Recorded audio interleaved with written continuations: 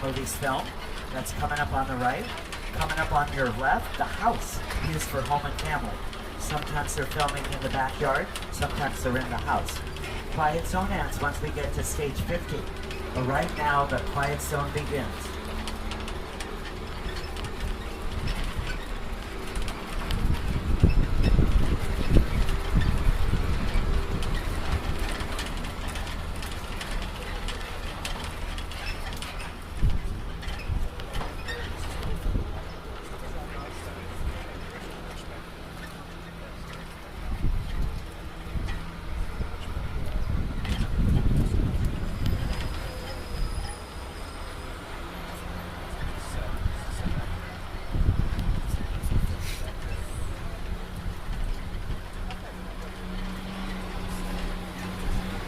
We always try to use every available inch on a studio for projects. This area has Little Europe, the house for home and family, and we even have a soundstage back here on your left, soundstage 50. Most of our sound stages are on the front lot, but we have a couple of them here on the back lot. The house in home and family is a hot set, fully dressed, ready for filming. Built inside stage 50, a hot set, a Northern California subway station set that was used to film the opening of a past episode of the hit TV show Bones. Here's some of the footage. Look, they're sweets. He looks very upset. When I talked to him, the guy died in his arms. You guys are the FBI? FBI, yeah. Hear about the human remains. That's him. Right over there. So many great areas in this part of our back lot. Old Mexico, Six Points, Texas, Little Europe. We're going to leave it all behind us as we head to Amity Island, small New England town terrorized by that ferocious man-eating great white shark in Steven Spielberg's Oscar-winning movie Jaws. Don't panic, we caught the shark. Hanging up on the right makes a great photo, and we have a diver in the water, Officer George, making sure there are no more sharks in this lake. Whoops! Look on the right, we missed one. A big one. Did you catch that? They just told the diver to get out of the water. Okay, Officer George, get out of the water. Shark going under. Headed right to ya. Look out. Look out. Too late. Poor Officer George. He's going to be sleeping with the fishes. Okay, as you take your seats, we're going to pull up and get on this side of the gas tank. This will give us a little more protection from any sharks that might be in the water. This is good. Oh, that's bad. Shark took the other dock. The gas hose came loose. In there are sparks. There could be a fire. Oh, that's hot. Oh, that fire spreading. Oh, it looks like we are going to need a bigger tram.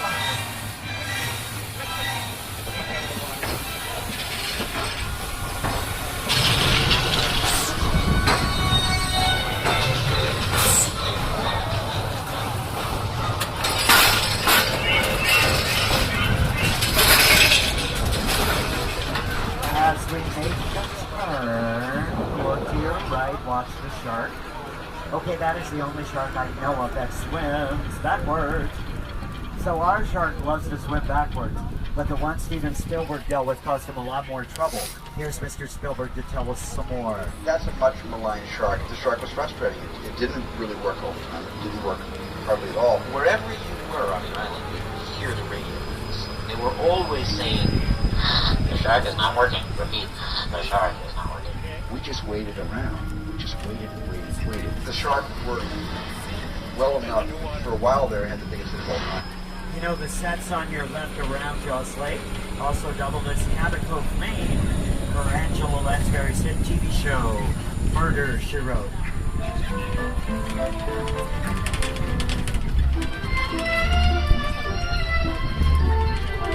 Angela Lansbury played Jessica Fletcher on Murder, She Wrote. Jessica Fletcher did her gardening in the backyard of the big house set coming up on the right side. This is a great example of a practical set built so we film indoors or outdoors. In this area, there's a legendary street, Colonial Street, where Deanna Durbin filmed many of her classic 1930s movie musicals. The entrance to Colonial Street coming up on your left-hand side. Today there's a photo shoot occurring on Colonial Street. You may recognize some of these homes on your left because for a very successful 8 seasons, Colonial Street was also known as Wisteria Lane, used on ABC's Desperate Housewives. If there is one thing everyone in suburbia can appreciate, it's a good neighbor.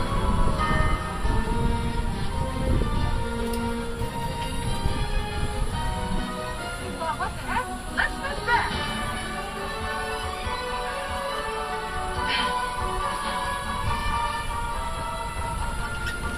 So you see the homes designed to fit the look of an average suburban neighborhood.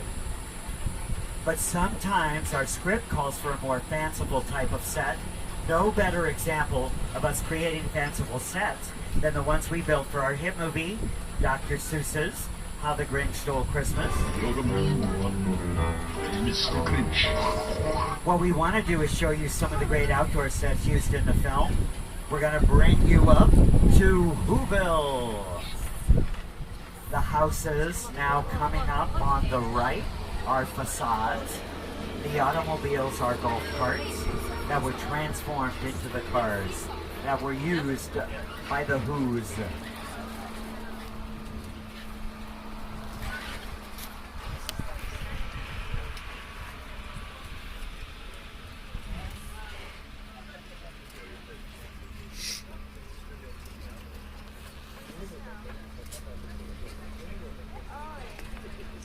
And as we turn the corner from the Bill of Who's, why oh why would this neighbor they choose? I'm talking Norman Bates, owner of the Bates Motel in Alfred Hitchcock's classic thriller, Psycho. Well look, there's Norman Bates coming out of cabin 1.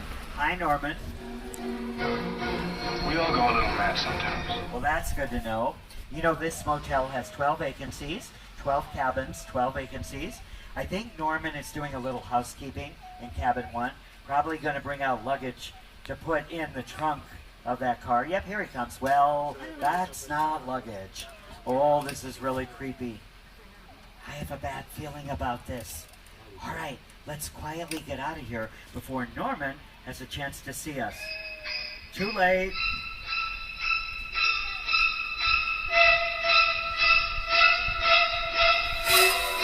Yikes! Time to check out of the Bates Motel. Bye, Norman. Say hi to Mother. We're gonna make it out of here just fine. Except fourth car. He's bearing down. Fourth car. Look out. That was a close one. You know, instead of bothering us, Norman Bates should think about cleaning up his backyard. Look up ahead on your left. We're also going to show you the airplane crash site set from Steven Spielberg's War of the Worlds. In a moment, we'll be around the corner, away from Norman. We're going to drive to the other end of the road. Once we get there, we will stop. After we stop, then you may stand up and around to get the best possible picture. I'm going to put on your screens the art director of the movie, Rick Carter. He, along with Mr. Spielberg, will tell us how they got the idea for this amazing set. The airplane crash site set is a perfect example of a set that is all designed around a vision that Steven had. When we first began to sit down to talk about War of the World, I thought, what if the 747 goes down right in a big neighborhood? Because it's just something you don't see. You're doing good.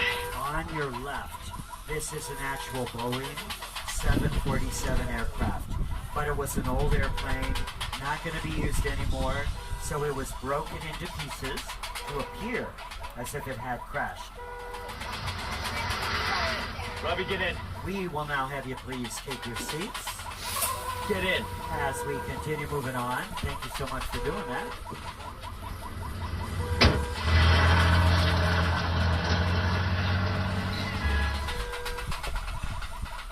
This airplane was brought onto the back lot by big trucks, except for the tail section, which you're going to see coming up on the left side.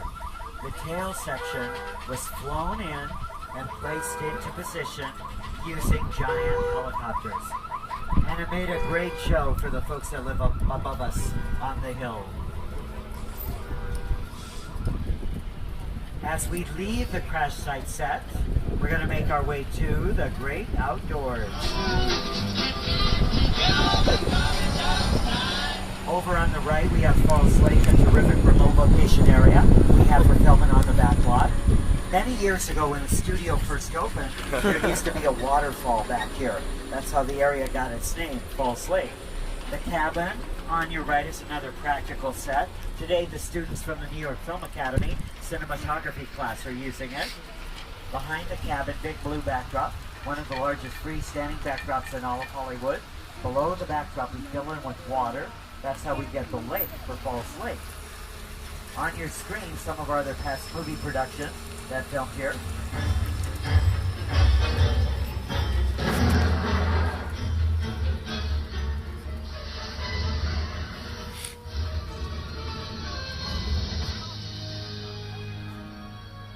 We have kept the area around us in its natural state. But you know something? I'm always amazed. Amidst the wilderness around us, just up ahead, around the corner, we have ancient Egypt. Well set. We started to build